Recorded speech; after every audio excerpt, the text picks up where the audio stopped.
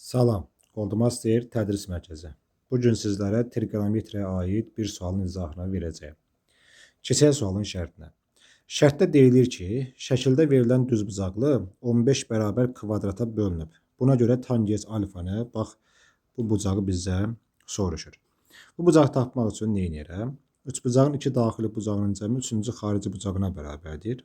Onda buna bir x desəm, buna bir y desəm, onda x plus alfanın cəmi, yazıram x plus alfa, nəyə bərabər olar? Üçüncü xarici bucaq y-ə bərabər olar. İndi buradan nə edək?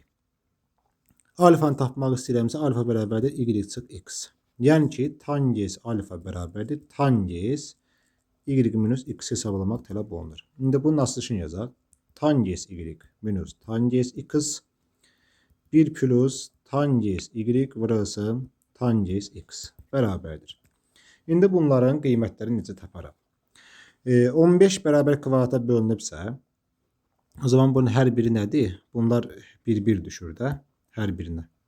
Aha. Deməli, 1-1-1 olsun bura. 1-1-1-1-1. İndi tangens y-i tapmaq istəyirəm. Yazarım tangens y bərabərdir. Tangens y-i harada taparam? Tangens y-i, baxın, bax, bu düzbucaqlı, üçbucaqlı tapmaq olar. İndi bunu tapmaq üçün tangens y. 3 vahid buradadır, 3 vahid burada. Deməli, tangens y 3-ün 3-ə nisbəti bərabərdir 1. Deməli, tangens y-in yerinə nə yazmalıyam? 1 çıxılsın. Tangens x-i bəs harada taparam? Tangens x-i baxın bu düzbucaqlı. Fikir verin, bu düzbucaqlı, üçbucaqda tapa bilərəm. Onun üçün də nə edirəm? Bura 2 vahiddir. Ümumilikdə neçə vahiddir? 5 vahiddir. Yəni ki, 2-nin nəyə nisbəti? 2-nin 5-ə nisbəti də tangens nə olar? Tangens x-da 2-nin 5-ə nisbəti olar. Sonra indi yazıram necə? 1 plus tangens y 1-dir. Tangens x-da 5-də 2-yə bərabərdir. Bunu da sadələşdirək.